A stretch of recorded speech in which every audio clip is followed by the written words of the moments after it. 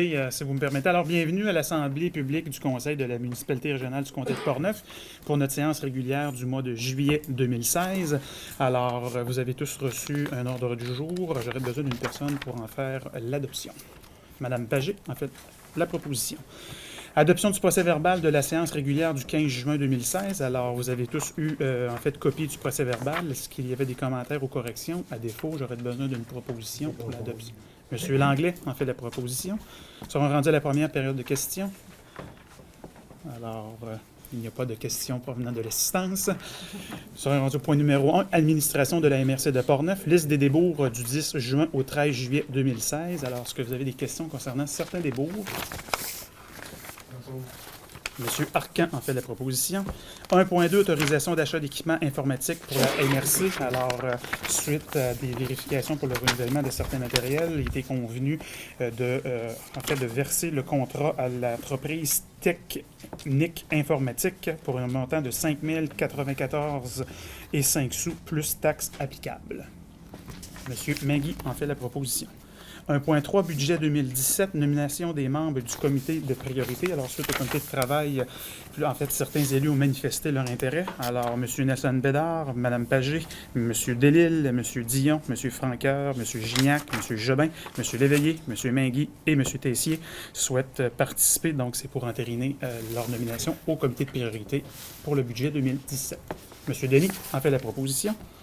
1.4, règlement abrogeant le règlement numéro 343 décrétant le code d'éthique et de déontologie des employés de la MRC de Portneuf. Donc, c'est un avis de motion et présentation du projet de règlement qui fait suite à la transmission par le ministère des Affaires municipales concernant une actualisation du code de déontologie et d'élus.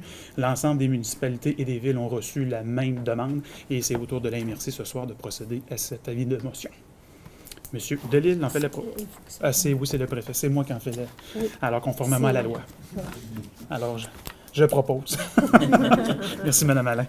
1.5, règlement abrogeant le règlement numéro 351 concernant le traitement des élus municipaux du Conseil de la MRC de Portneuf. Un avis de motion de présentation du projet de règlement. Alors, c'est le fait de suite auprès des discussions lors du dernier comité de travail. Vous avez reçu le projet de règlement qui vise essentiellement à s'assurer de notre conformité avec la loi sur le traitement des élus municipaux. Une proposition en ce sens. M. Gignac en fait la proposition. 2.1, adoption du règlement numéro 368 modifiant la réglementation d'urbanisme des territoires non organisés de la MRC de Portneuf. M. Lessard. Oui, donc vous aviez déjà adopté les projets de règlement à l'Assemblée du mois de juin. Donc ça vise vraiment à ajuster les modalités applicables à la tarification liée aux dérogations mineures. Donc l'Assemblée publique a été tenue tout à l'heure. Et donc, compte tenu qu'il n'y a pas de changement demandé, on propose d'adopter le règlement final tel que le projet avait été adopté lors de l'Assemblée du mois de juin. M. Mingui en fait la proposition. À 2.2, émission de constat d'infraction relativement à des interventions illégales sur un terrain localisé en bordure de la rivière Batiscan dans le secteur Migwick. Alors, rappelez-vous, lors du dernier comité de travail, nous avons eu une présentation par M. Lessard qui nous a permis de constater une certaine coupe agressive en barge de la rivière Batiscan. Alors, il a été convenu, évidemment, de procéder à l'émission de constat suivant les recommandations du service d'aménagement. Jean, est-ce que ça complète... Oui, en fait, ce qu'on vous propose dans la résolution à adopter, c'est vraiment, dans un premier temps, de requérir du contrevenant et tel qu'il a été discuté au comité de travail, donc de fournir un plan de réhabilitation de la lisière boisée qui a été coupée le long du chemin, donc selon diverses conditions, dont notamment le fait que ce plan-là doit être exécuté par un professionnel compétent. Deuxièmement, c'est d'exiger que les travaux soient réalisés dans les meilleurs délais, donc en cours d'année. Et troisièmement, c'est d'indiquer que des constats d'infraction à délivrer seront déterminés là, suite à la réalisation des travaux. Donc, vous pourrez déterminer le nombre de constats d'infraction à délivrer lorsque les travaux de réhabilitation seront effectués sur le terrain. Donc, on va vous revenir avec ça pour la délivrance des constats. Ça vous convient, M. Jobin? Vous en faites la proposition. Service de l'aménagement du territoire de l'urbanisme, des certificats de conformité. Alors, 3.1.1 concernant la ville de Donnacona. Oui. Donc, premier règlement qui vous est présenté, c'est une modification au règlement de zonage de la ville de Donnacona Le règlement adopté vise à réduire les marges applicables à l'intérieur d'une zone résidentielle de villégiature qui est localisée à l'intérieur du périmètre d'urbanisation de la municipalité. Donc, il n'y a aucun élément particulier du schéma d'aménagement qui s'applique à cet égard-là. Deuxième règlement, c'est une modification au règlement de lotissement de la ville de Lac-Sergent. En fait, la modification apportée vise l'ajout d'une précision au règlement de lotissement lorsqu'un terrain chevauche le territoire de deux municipalités. Donc, à exiger, dans le fond, que les superficies minimales à respecter soient entièrement comprises sur le territoire de la municipalité de Lac-Sergent. Troisième règlement, c'est une modification au règlement de zonage de la ville de Portneuf. Donc, le règlement vise à ajouter les habitations de moyenne densité dans une zone résidentielle qui est reconnue comme îlot déstructuré au schéma d'aménagement. Le règlement respecte les principes édictés au schéma d'aménagement qui consistent à permettre des habitations qui comportent un maximum de 2 logements à l'intérieur des îlots déstructurés. Quatrième règlement, c'est une modification au règlement de zonage de la municipalité de Rivière-à-Pierre.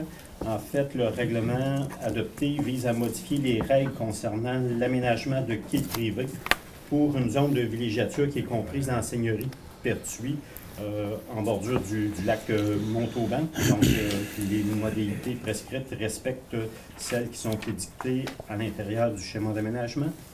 Cinquième règlement, c'est une modification au plan d'urbanisme de la ville de Saint-Marc-des-Carrières. En fait, la modification apportée vise à créer une affectation de conservation à l'endroit d'un milieu humide localisé à l'intérieur du parc industriel de la ville de Saint-Marc. Donc, ça respecte les objectifs de protection environnementale qui sont véhiculés à l'intérieur du schéma d'aménagement. Et sixième règlement, c'est une modification au règlement de zonage de la ville de Saint-Marc-des-Carrières. En fait, c'est une modification qui est apportée en concordance avec la modification précédente au plan d'urbanisme, mais cette fois-ci, ça concerne le zonage. Donc, c'est vraiment d'attribuer un zonage de conservation à l'endroit du milieu humide qui a été identifié. Donc, l'ensemble des règlements qui nous ont été transmis s'avère conforme au schéma d'aménagement et on vous recommande de les approuver et d'autoriser la délivrance des certificats de conformité. Monsieur Langlais, vous m'avez fait de la proposition. 3.2, rapport de la rencontre du comité consultatif agricole du 31 mai 2016. Alors, lors du dernier comité de travail, nous avons eu la chance de voir une présentation des différents dossiers qui ont fait l'objet de discussion. Donc, ce soir, c'est d'adopter une résolution qui prend acte du dépôt du document. Alors, et on a reçu, en fait, l'intervention de votre représentant, M. Poirier, concernant une rencontre que vous souhaitez avoir. Alors, ça aura lieu là, au mois de septembre à l'automne. Oui, c'est ça. Et même depuis ce temps-là, il y a eu des événements nouveaux, des informations nouvelles par rapport au zonage qu'on ignorait à ce moment-là, fait que ça va avoir la peine. Parfait. Alors, une proposition pour prendre acte du dépôt. M. Bédard en fait la proposition. À 3.3, avis de la MRC relativement à une demande d'exclusion de la zone agricole formulée par la Ville de Neuville. Alors, tout comme le dernier point, lors du dernier comité de travail, M. Lessard a fait une présentation de la demande d'exclusion qui a été présentée. Et ce soir, c'est d'appuyer, en fait, d'adopter une résolution comme laquelle la MRC appuie la démarche de la Ville de Neuville. Moi, j'ai fait part de la proposition au comité de travail. Je vais voter contre ce soir. Plusieurs éléments, entre autres, on vient d'adopter le rapport du comité consultatif agricole où il parlait de mesures d'atténuation pour la ferme qui est dans ça. Moi, dans ce qu'on a vu, dans ce qu'on a étudié, je n'ai pas vu de mesures d'atténuation pour cette ferme-là. J'ai été trop longtemps engagé dans la défense des producteurs agricoles pour voter une telle affectation. On vient d'adopter également un plan de développement de la zone agricole. En tout cas, ça me fait bizarre d'adopter un tel dossier avec tous les éléments qu'on a adopté ici. Moi, je ne conçois pas que je puisse voter pour ça, donc je vais voter contre. Là, je ferai votre dissidence. Donc, je comprends que la résolution va être adoptée à la majorité. Parfait. 3 points. Il y a un proposeur pour cette démarche. M. Tessier-Couture en fait la proposition. Tessier-Perry. C'est Claudette Tessier-Couture qui est la juge de la Cour supérieure. Alors, M. Dominique en fait la proposition. 3.4, excusez-moi, transmission à la Commission de protection du territoire agricole du Québec d'une demande concernant la révision des îlots déstructurés. Alors, le service d'aménagement avec le COCAG ont procédé à, en fait, la révision de l'ensemble des îlots. Il y a une présentation qui a été effectuée également, donc avec une suite aux recommandations, aux indications de l'UPA et des représentants de la Commission de protection du territoire agricole. Donc, l'objectif ce soir, c'est d'autoriser le service d'aménagement à poursuivre sa démarche auprès, évidemment, de la Commission pour procéder à la révision des îlots déstructurés. Une proposition en ce sens. M. Gignac en fait la proposition. 3.5. Avis de la MRC de Portneuf relativement à une demande d'autorisation formulée à la CPTAQ par le ministère des Transports, de la mobilité durable et de l'électrification des transports sur le territoire de la ville de Neuville. Alors, comme nous l'avons mentionné dans le comité de travail qui a précédé la dite assemblée, le ministère des Transports souhaite utiliser à des fins autres que l'agriculture une parcelle de terre pour procéder à la réfection de talus. Alors, c'est conforme, évidemment, et ça ne constitue pas un empiètement de la zone agricole, c'est simplement pour procéder à des travaux. Une résolution pour appuyer la démarche du NTQ. Monsieur Léveillé. 3.6. Avis de la MRC de Portneuf relativement à une demande d'autorisation pour l'implantation permanente d'un module de jeu dans l'emprise du parc régional linéaire Jacques-Cartier Portneuf. Alors, lors du comité de travail, on a eu la chance par M. Lessard de faire la présentation de l'implantation. Donc, c'est pour, en fait, octroyer un avis favorable qui permette l'implantation permanente d'un module de jeu dans l'emprise du parc régional linéaire.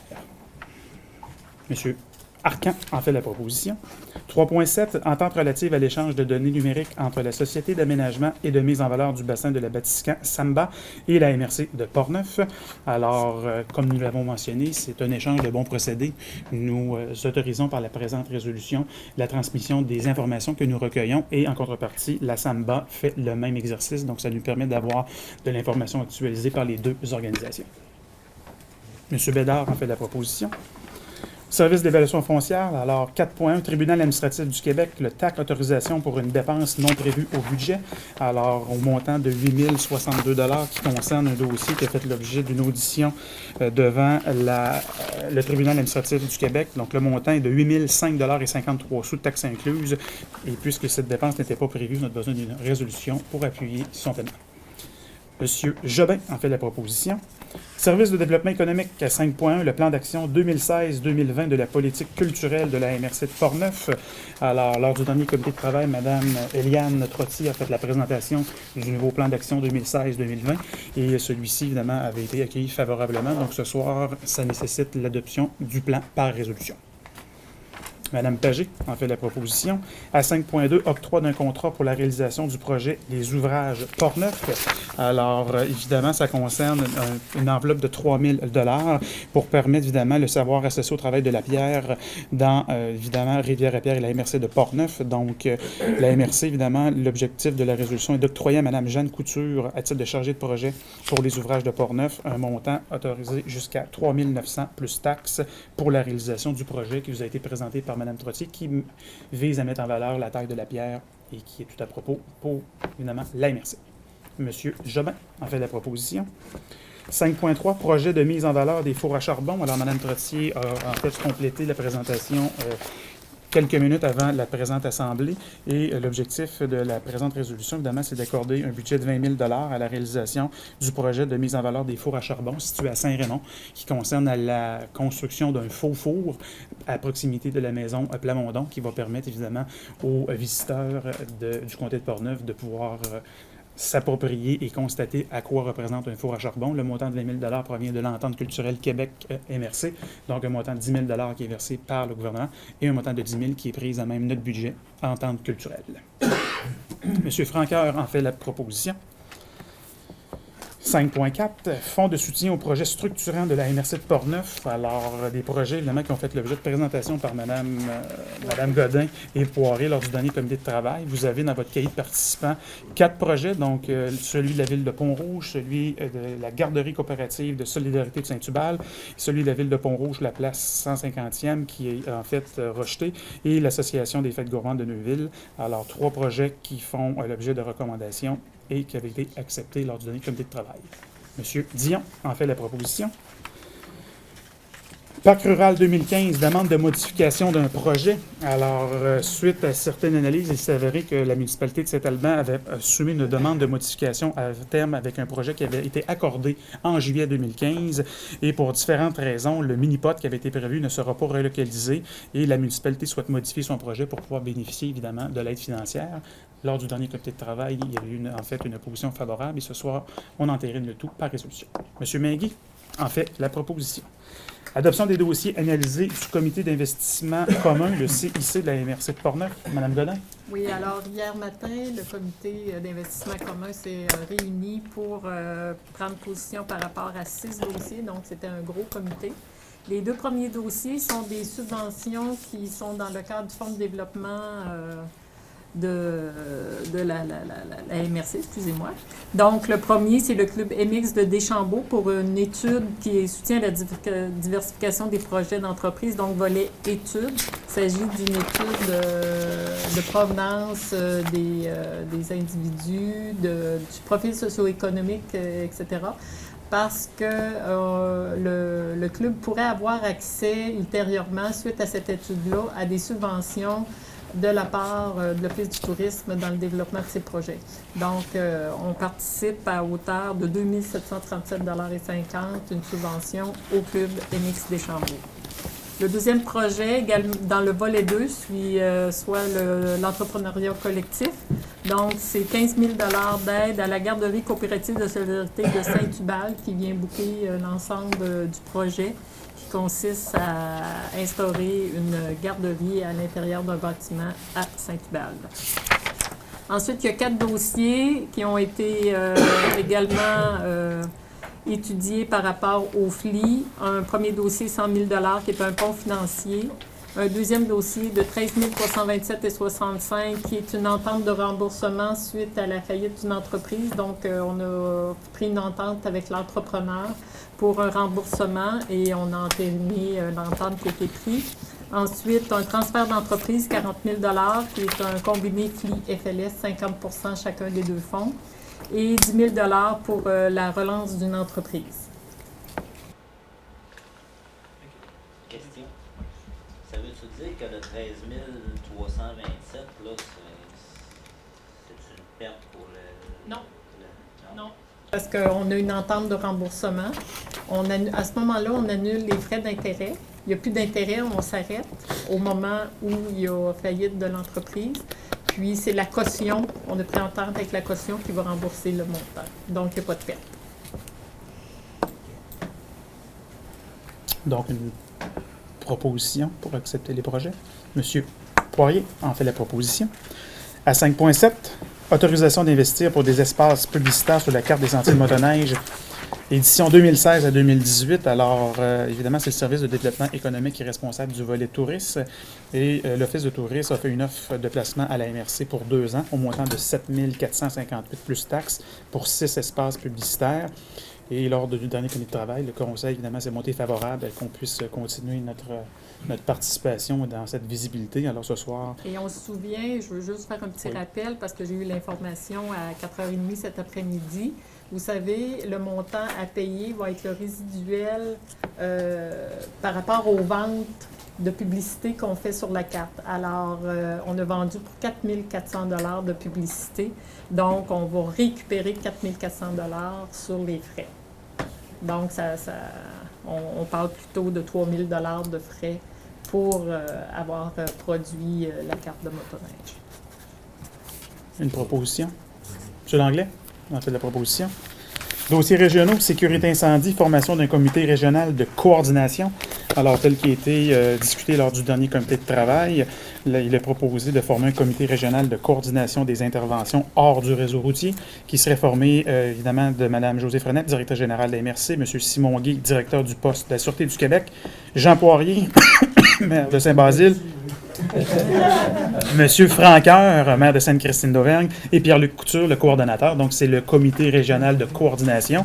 Il a également été proposé de former 3 comités de travail technique qui, essentiellement, seront plus rapprochés de secteurs territoriaux plus précis et de formuler des recommandations au comité régional de coordination pour qu'on puisse adopter une entente ultérieurement. Une proposition en ce sens. Mme Pagé en fait la proposition. 6.2, Centre d'archives régional de Portneuf, versement de l'aide financière selon l'entente de service. Alors, l'aide financière qui est au budget est de 7 333 $. Une proposition. M. Franqueur en fait la proposition. Demande d'appui de la Ville de Saint-Marc-des-Carrières pour l'alimentation en gaz naturel du parc industriel.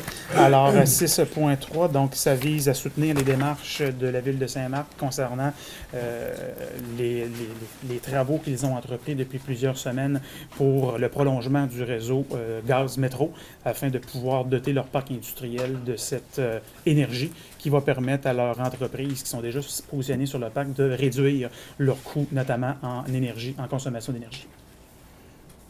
M. Gignac en fait la proposition. J'aurais juste une précision. On est à Deschambault-Grondin, bien sûr, on est d'accord avec ça. Le projet, s'il se réalise, le gaz va être pris à partir du territoire de Deschambault. Mais ce que j'aimerais rajouter, c'est que dès le départ des discussions, on a été inclus, parce qu'il y a un intérêt Deschambault pour peut-être emmener le gaz au coin de la route du Sceau et de l'autoroute 40. On a plusieurs commerces là, il y en a d'autres qui s'en viennent. Donc, on est encore intéressé par l'étude. On verra quels seront les coûts, quels seront les bénéfices pour nos commerces, là, mais simplement mentionner qu'on fait partie de ces négociations-là. Merci de la précision, M. Orcan. Alors, une proposition. M. Gignac. 6.4, alors le colloque de zone de l'Association des directeurs municipaux du Québec, l'ADMQ, concerne une offre de publicité pour un colloque qui va avoir lieu les 22 et 23 septembre prochains à Saint-Casimir. Alors, au comité de travail, il y a une proposition pour avoir une page publicitaire au montant de 500 $. Alors, ce soir, on a besoin d'une proposition pour l'entériner. Monsieur Franqueur en fait la proposition. Pour enregistrer ma dissidence, bien que l'événement se tient à Saint-Casimir, les municipalités faisant partie, qui envoient les directeurs municipaux là, déjà on paye l'abonnement des directeurs municipaux pour aller là. Puis on les libère pour ces journées-là. Donc on trouve déjà que les municipalités font notre part. Donc c'est pour ça que moi j'enregistre ma dissidence. Monsieur Franqueur. Considérant que c'est à Saint-Casimir, on va épargner beaucoup d'argent sur le transport. Alors à ce moment-là, c'est pour ça que j'en ai fait la proposition. Monsieur Gignac. Moi, je n'étais pas d'accord avec ça, fait que j'enregistre ma décision. Parfait. Donc, je comprends, il y a 2 personnes. La résolution est adoptée à la majorité. À 6.5, demande d'appui au projet de nouvelle station radiophonique FM dans Portneuf. Alors, nous en avons parlé avant la présente rencontre, qui vise à soutenir une demande qui est initiée par des promoteurs pour doter la MRC de Portneuf d'un système, d'une station de radio communautaire. Alors, c'est une lettre d'appui pour que leur projet puisse continuer leur avancement auprès du CRTC. Et au mois de septembre, ils verront à venir faire une présentation pour nous préciser davantage leur projet. Madame Michaud en fait la proposition. 6.6, gestion des eaux usées. Alors, mandat à la Commission de l'environnement afin de documenter le dossier avec le support d'un expert conseil. Alors, comme nous en avons discuté lors du dernier comité de travail, il était convenu de mandater la Commission de l'environnement pour qu'elle puisse obtenir des précisions et nous fournir des informations actualisées au niveau du conseil de la MRC. On entend évidemment plusieurs intervenants dans ce type de dossier et les gens de l'environnement, la Commission de l'environnement s'est montrée intéressée à entendre un expert en la matière pour nous faire part par la suite de l'état d'avancement de leur réflexion. Alors, c'est de conférer un mandat à la Commission de l'environnement. Madame Michaud en fait la proposition. Sont rendus au rapport des comités et commissions à 7 points. Commission de l'aménagement et du développement du territoire, pas une rencontre. 7.2, Commission du développement social et économique, pas de rencontre. 7.3, Commission d'environnement. Non, on a tenté, une des personnes concernant ce que vous venez de mentionner, pour le mandat à la commission là, concernant le support d'un expert conseil. Alors, on a rejoint l'expert conseil, il est en vacances, donc ça va aller. Il n'y aura pas avant août. On aurait vraiment aimé pouvoir débuter ces rencontres-là en juillet, mais ça rentre dans le vent. Merci, M. Orcan. Commission de l'administration, pas de rencontre. 7.5, Comité de sécurité publique. Non. Non. 24 août, la prochaine. 24 août, la prochaine. Parfait. Comité de sécurité incendie, Jean. Transport régional. Réunion le 23 août. 23 août. Mais je pense que vous avez participé à la rencontre. Oui, en fait, lundi matin, accompagné de M. Franqueur, nous avons rencontré le président de Via Rail Canada et évidemment son acolyte, M. Lefebvre, était également présent, M. René-Jean Pagé, comme président de la Chambre de commerce et de la Chambre de commerce de Saint-Raymond également était là, M. Godin, député fédéral, M. Franqueur et moi-même. Alors, on a eu la chance de parler avec M. Desjardins-Siciliano, qui est le président, pour leur faire part de l'intérêt de la MRC de Portneuf d'avoir un arrêt concernant le dossier du TGF, le train grande fréquence. Alors, on a eu une rencontre qui a été très, très pertinente, je pense, et M. Franqueur, à titre de président de la Corporation de transport, a fait, en fait, une proposition très intéressante, je pense, à Via Rail, qui va nous permettre de se positionner comme un partenaire dans ce projet. Alors, l'important de la rencontre, c'était de manifester notre intérêt à avoir un arrêt dans Portneuf. Et donc, si on ne le disait pas au début, mais on aurait pu se faire reprocher qu'on n'était pas à la table des négos, c'était le temps d'en parler. Alors, M. Desjardins s'est monté favorable à avoir une analyse avec les fréquences, le type, évidemment, de clientèle. Et Via Rail, si leur projet se concrétise, mais a quand même émis, non pas une promesse, là, mais au moins un engagement positif de regarder avec intérêt un arrêt. Il faut comprendre qu'un arrêt, ça représente entre 3 et 8 minutes. Alors, un train grande fréquence, on n'arrête pas 1 heure. Alors, c'est relativement vite. On n'a pas parlé de lieu. C'était pas l'objectif de savoir elle serait où la gare dans Portneuf. L'objectif, c'est d'en avoir une. Alors, une fois qu'on en aura une, Via Rail fera son étude puis il établira l'endroit qu'il le souhaite. Le tronçon qui est privilégié, ce n'est pas le tronçon du CN, c'est le tracé Québec-Gatineau. Alors, l'ancienne voie ferrée du CP, alors qui est peu ou pas utilisée. Alors, Via Rail, s'il pouvait avoir, je vous dirais, la pleine autorité sur le réseau, c'est qu'il pourrait avoir des horaires très flexibles, très avantageux. Puis on parle d'un trajet Québec-Montréal de 2h05 minutes. Alors, ça pourrait être fort intéressant. Donc, que ce soit pour des gens, notre clientèle étudiante, les hommes d'affaires, les gens de Portneuf, puis évidemment, s'il y avait un arrêt pour rentrer à Québec, alors on pourrait aller en train à Québec, puis ça prendrait peut-être juste 15-20 minutes, et évidemment, pas de voiture. Donc, il y a comme un objectif, évidemment, au niveau du développement durable, au niveau économique. Alors, Via Rail, pour, évidemment, évaluer le tout, il faut que ça soit bon pour eux, il faut que ça soit bon pour nous. Alors, le dossier progresse, on vous tiendra informé de l'évolution de ce dossier-là. Moi et M. Franqueur, qui, évidemment, sommes directement impliqués dans le dossier. M. Franqueur, ça complète, ça fait tout. Excellent. 7.8, Régie régionale de gestion de matières résiduelles. Dominique? 7.9, le Forum des élus. Daniel? Oui, nous avons eu une réunion le 8 juillet dernier à Québec, à l'édifice André Boucher. En fait, on a discuté beaucoup de stratégies de développement des activités agricoles et agroalimentaires. En fait, on a fait un peu l'état du projet. Ça avance beaucoup, ça, avec M. Bouffard, qui est le chargé de projet. On a parlé finalement du marché public de Québec, un peu les choses qu'on avait parlé mis sur la table à Saint-Raymond lors du colloque. La Banque régionale des terres inutilisées. On a parlé du développement des marchés. On a parlé de la relève entrepreneuriale et de la main-d'œuvre. Alors, c'est toutes des choses très pertinentes dans l'agriculture. Et puis, on s'est attardé, finalement, on a regardé exactement ce qu'on était rendu, puis ça va bien de ce côté-là. Aussi, on a parlé de fermeture de la CRE. Je pense qu'il va y avoir eu des correspondances avec finalement la MRC. La CRE est fermée définitivement. Puis il y a des sommes qui sont redistribuées au MRC, etc. Et puis, on va devoir avoir des correspondances. Peut-être qu'on aura un état final de ça dans les prochains mois. Aussi, on a parlé du projet d'utilisation de la biomasse forestière. Il faut savoir qu'on a plusieurs réunions de fête. On a rencontré des gens qui étaient intéressés. On avait rencontré les MRC, toutes les MRC de la région de la Capitale-Nationale, en particulier, ils étaient venus ici. Et puis, dans tous les projets qui ont été présentés, il y a 7 municipalités qui ont fourni leurs données, 22 bâtiments qui sont évalués. Il y a 4 réseaux de chaleur, 17 bâtiments, 2 chaufferies individuelles à potentiel prioritaire ou intéressant, touchant 6 municipalités. Alors, on a travaillé ça, puis là, on est rendu à l'étape. Maintenant, on sait en quoi ça consiste, puis on est rendu à l'approvisionnement, etc. Elle calcule les coûts, puis là, après ça, chaque municipalité en question, si veut continuer son projet. Mais c'est pas dans les études qu'on va faire ça. Il va falloir qu'ils fassent des études de faisabilité pour aller plus loin. Mais on nous invite encore à en faire d'autres. M. Labaume, il a dit qu'il en ferait un dans la région de Québec. M. Laouillet, il est obligé d'en faire un. Alors, il va y en avoir différents types parce qu'on veut susciter finalement l'utilisation de la biomasse.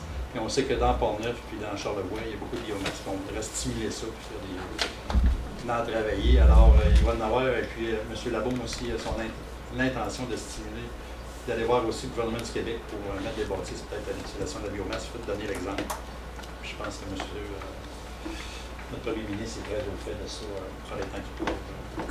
Vous avez mentionné qu'il y a 6 municipalités. Il y en a combien dans Port-Neuf? Dans Port-Neuf, je pense qu'il y en a 2. Est-ce que vous pouvez les nommer ou c'est... Ben, moi, Saint-Raymond est intéressé. OK. Puis Saint-Tubal aussi a travaillé. Vous autres, vous êtes pas mal organisés.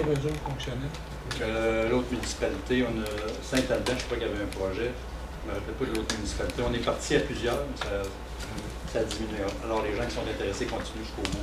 OK. Les gens qui ne sont pas intéressés, ils laissent. Il y a des dossiers fort intéressants notamment. Je dirais que le défi dans ça, c'est la matière première. L'approvisionnement. Oui. Parce que ce qui sort des moulins à scie, c'est entre 45 et 60% d'humidité, donc c'est trop humide. Le défi il est là, mais il n'y a pas beaucoup de recherche qui se fait de ce côté-là.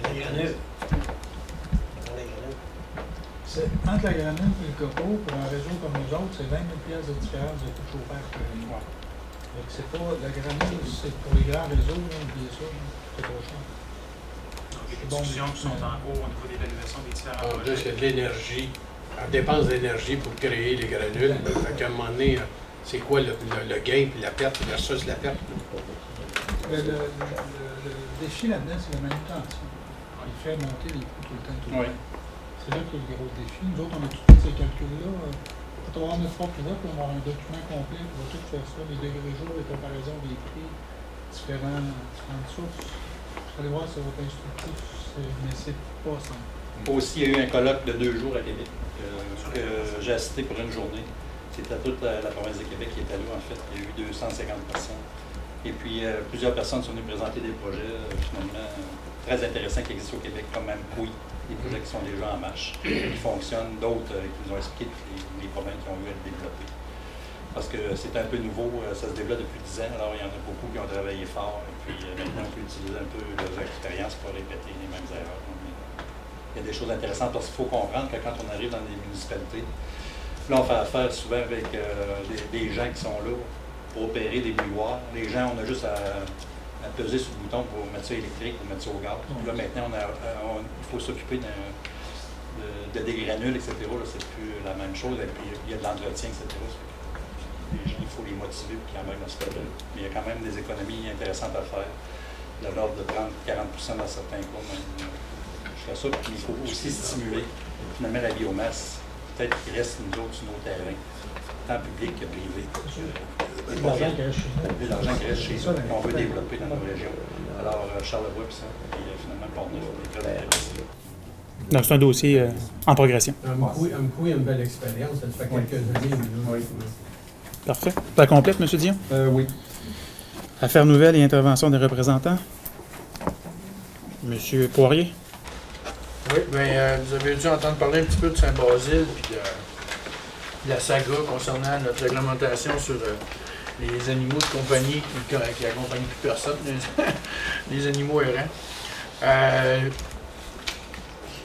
La seule chose que les gens ne soient pas d'accord, c'est la chose que je trouve déplorable, c'est le journaliste qui a parti le bal, qui disait qu'il n'avait pas été capable d'entrer en communication avec la ville de Saint-Basile.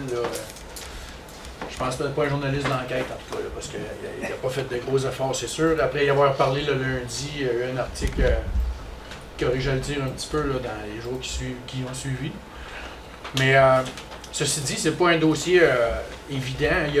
On a eu des informations après notre réglementation. Il y a eu des dossiers en cours à l'automne 2015 avec des jugements rendus qui compliquent passablement la donne sur la réglementation. Là. Apparemment que ça peut aller jusqu'à avoir un avis de cours pour un tas d'euthanasie animale. Ça va loin. Je vous le dis, là, il y a quelqu'un qui a mal fait sa job au ministère, c'est clair et net dans cette chose-là. Ceci dit, je vous dirais que l'ensemble de la population, en tout cas les commentaires que j'en ai à Saint-Basile, sont d'accord avec la réglementation qu'on avait. Ceci dit, il y a des parties de ça qui sont difficilement applicables à l'heure actuelle et que je ne suis pas sûr qu'ils sont tout à fait légales. C'est même pas une question de délai, c'est une question d'acte ou pas d'acte. Fait qu'on a comme mis un peu sur la glace notre réglementation. On va réviser ça dans les prochains mois. On va interpeller la FQM là-dessus. Encore, on avait fait la rencontre qu'on avait eue cet hiver à Deschambault-Grondines avec la FQM. Là. Mais je vous le dis, là, vous n'êtes pas sorti du bois personne. Là, mais c'est ça, il faut prendre ça avec un grain de sel. On travaille fort, on sent que les gens étaient... Il y a des gens qui sont très, très émotifs dans ces dossiers-là, mais c'est pas l'ensemble de la population. Là, fait que, c'est ça, fait que ça va. On continue à travailler là-dessus. On a essayé de trouver d'autres pistes. Il y a des choses qui vont se faire d'ici cet automne. Je vais vous tenir au courant si on trouve des choses intéressantes, mais je pense qu'il va définitivement avoir besoin de précision puis même de modification au niveau de la réglementation provinciale là, parce que ça va pas être tenable. Ce qu'on n'a pas le droit de faire puis ce qu'on doit faire, il y a des choses qui sont comme pas compatibles là, ou à peu près pas. Là. Surtout en région. Là. Dans le centre-ville de Québec, c'est une autre histoire, mais en région, là, c'est pas évident. Fait que c'est ça. C'est un dossier à suivre. Moi, juste pour, je dirais, appuyer Jean dans ça, là, c'est rendu, là, nos liminous, les pitous, ont plus de droits que les humains, là. Nous autres, là, on avait une fourrière, on gardait peut-être une fois par année, même pas, des fois 2 ans, un chien, un chat errant. Là, ça coûte 300 quelques piastres, ça prend un permis de fourrière, là. Ouais. Pour un chien de temps en temps. Ça n'a pas d'allure. Puis c'est ça, tu sais, on donne, les gens là, qui abandonnent les animaux, là, ils font payer tout le monde pour ça. Donc, puis, écoute, les animaux, des chats, là, ils en sortent de partout, tout partout, là. Puis là, on n'a plus le droit d'en tuer, là, ça devient un problème, là. Et puis, regarde, en tout cas, comme moi je pense que plus gens, là, au niveau provincial, on a manqué de bateaux là-dessus, là. Écoute, ils n'ont pas 2 pattes, ces animaux-là, ils en ont 4. Ils ont fait le ménage pendant longtemps, là. Monsieur Langlois, moi je suis pas d'accord avec votre position. Je pense que le gouvernement du Québec a adopté en 2015 une loi qui donnait certains droits ou reconnaissait un certain caractère au niveau des animaux. Évidemment, en région, ça peut être peut-être un petit peu plus compliqué de faire appliquer cette loi-là, sauf qu'il y a des organismes qui peuvent s'en occuper au lieu et en place des municipalités ou des villes. Évidemment, c'est des animaux, c'est des chiens et des chats, sauf que je pense qu'en 2016, les chiens et les chats, c'est plus que simplement un mammifère sur 4 pattes, c'est mon opinion, là. Puis, évidemment, il y a une façon de, je vous dirais, de traiter ces bêtes-là, qu'ils soient soit errants, soit perdus. La majorité, en fait, des municipalités ont entretenu des services. Il y a des organismes qui sont capables de supporter ça. Puis c'est pas une question d'honoraires, ça coûte. Il y a de l'Arche de Kathleen, mais il y a la SPCA et il y a d'autres fourrières. La Ville de Saint-Raymond ont leur propre service, alors qui ont décidé de mettre sur pied. Alors, on a comme corps public, évidemment, suite à l'adoption de la loi de 2015 par le gouvernement du Québec, des obligations. On peut plus, en fait, les gens ne peuvent pas avoir une fourrière de la manière qu'elle l'était avant 2015. Oui, ça crée des obligations additionnelles. On avait une rencontre, je pense, c'était en début d'année 2016 avec M. Matt et M. Caron, qui était son attaché, pour lui faire part, évidemment, de certaines préoccupations qu'on disait, bien, comment on fait pour l'appliquer? Parce que là, il y avait comme un vide juridique. Le ministère, oui, ça prend un permis, ça prend un plan d'euthanasie, et puis ça prend un genre de, en fait, un cautionnement par le MAPAC qui vient dire, bien, ça fonctionne, puis ça fonctionne pas. Alors, oui, il y a des nouvelles obligations. La Ville de Saint-Basile a tenté de réglementer, évidemment, du mieux, je pense, de sa position, un aspect qui était vécu sur son territoire. Je ne connais pas, évidemment, la réalité de Saint-Basile, mais ce qu'on avait déjà mentionné il y a quelques mois, c'est en fait de sensibiliser chacune des municipalités de Portneuf, de dire qu'il y a une nouvelle législation qui est applicable. Soyez vigilants pour éviter, évidemment, qu'il arrive des cas extrêmes. Évidemment, c'est des cas marginaux. Hein. Ça n'arrive pas tous les jours, on est conscient, sauf qu'il y a quand même un cadre législatif. Puis tant que le cadre législatif est en vigueur, on doit l'appliquer. Qu'il fasse notre affaire ou pas, moi je pense que la loi est là. Et si la loi a été amendée, puis je comprends des propos de M. Poirier, ce qu'il va y avoir des représentations en ce sens, bien, le dossier suivra son cours. On va suivre ça avec intérêt. Sauf que d'ici là, il en demeure pas moins que les animaux au Québec, depuis l'adoption de 2015, ils ont des droits. Et on ne peut pas les traiter de la façon qu'ils étaient traités de manière cavalière dans le passé.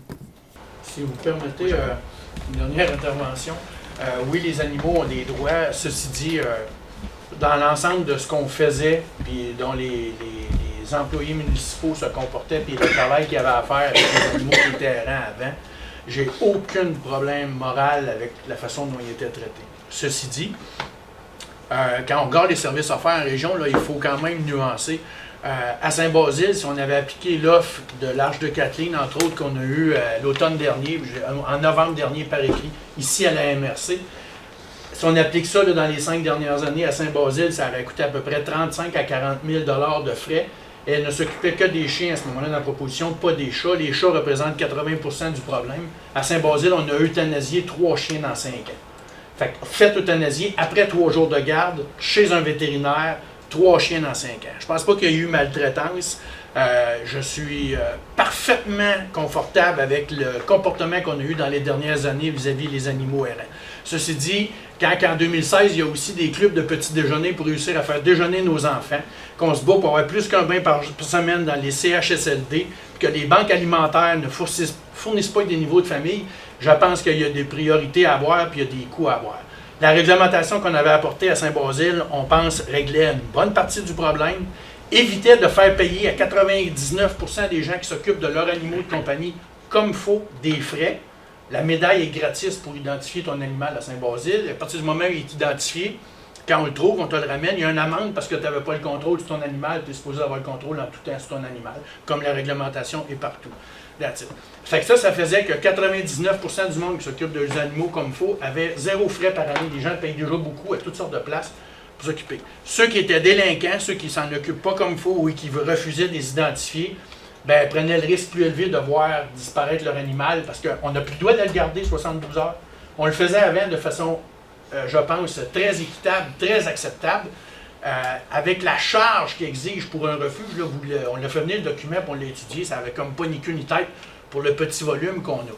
Donc, les portes de sortie qu'on avait, c'est d'envoyer quelqu'un atteindre 1000 dimanche à la SPA à Québec, SPCA à Québec, avec tous les frais qu'eux exigent annuellement de ci, de ça, de l'autre fit, plus l'employé qui y va, ou faire l'âge de Catherine, mais qui ne réglait que le problème des chiens et pas le problème des chats.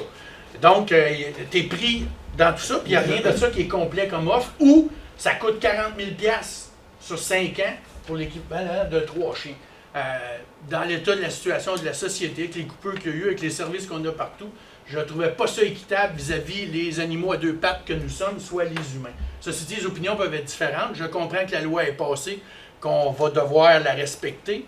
Ceci dit, je vous le dis haut et fort, je suis moralement tout à fait confortable avec ce qui se faisait, puis ce qui avait prévu de se faire à Saint-Paul, ce qui avait prévu sur la glace pour un bout de temps, le temps qu'on essaye à trouver des solutions plus acceptables au niveau de la loi, puis qui demeureront moralement et financièrement acceptables pour l'ensemble de la population de Saint-Basile. Je vous remercie. Parfait. Merci, Jean. Madame Pagé, tu veux intervenir? Moi, je souhaitais avec grand plaisir vous inviter, chers Portnevois, chers Portnevoises et chers collègues, à la 5e édition des Fêtes gourmandes des Jardins de Neuville, qui va se tenir du 25 au 28 août prochain.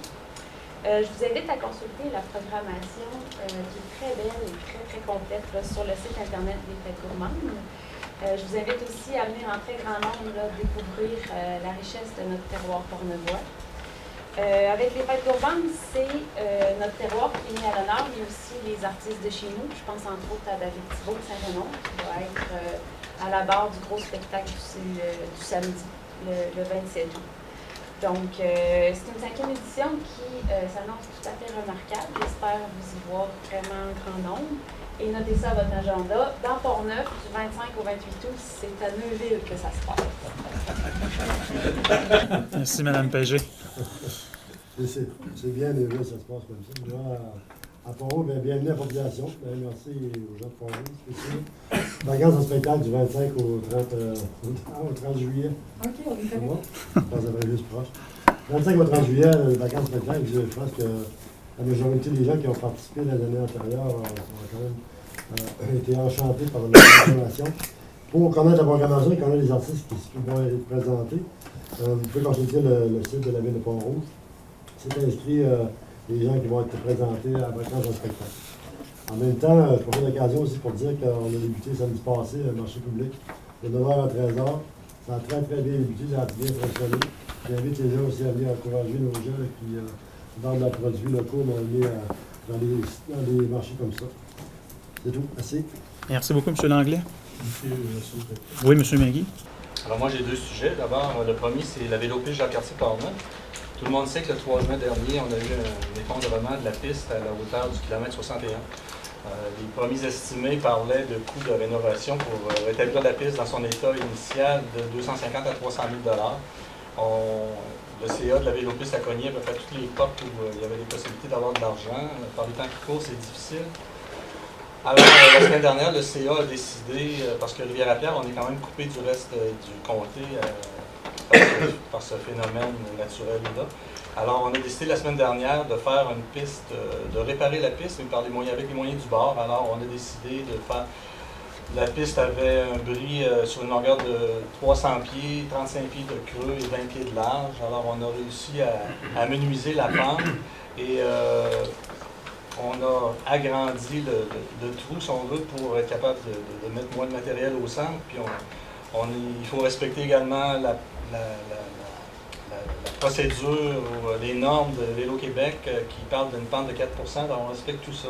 Alors vous surveillez dans vos journaux locaux prochainement, disons qu'on devrait réouvrir le sentier entre Pertuis et Rivière-à-Pierre. Je n'ai pas dit que les gens vont pouvoir circuler à vélo sur leur vélo, mais au moins ils vont pouvoir circuler à côté de leur vélo pour 300-400 pieds. L'autre point, M. le Préfet, si vous permettez, on a eu un accident de VTT à Rivière-à-Pierre samedi dernier. J'ai rencontré les journalistes de Radio-Canada lundi. Cette dame-là a passé 24 heures sous son véhicule parce que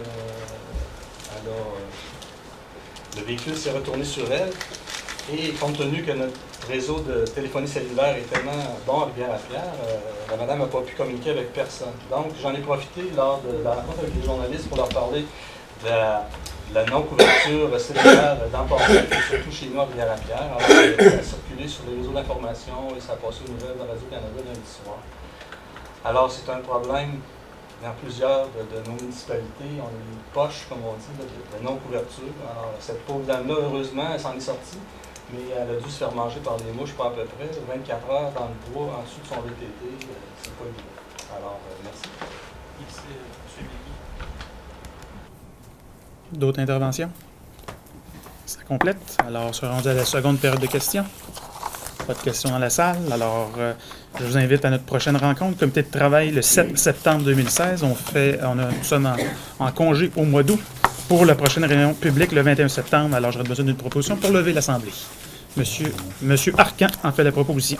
Alors, bon été à tous et soyez prudents.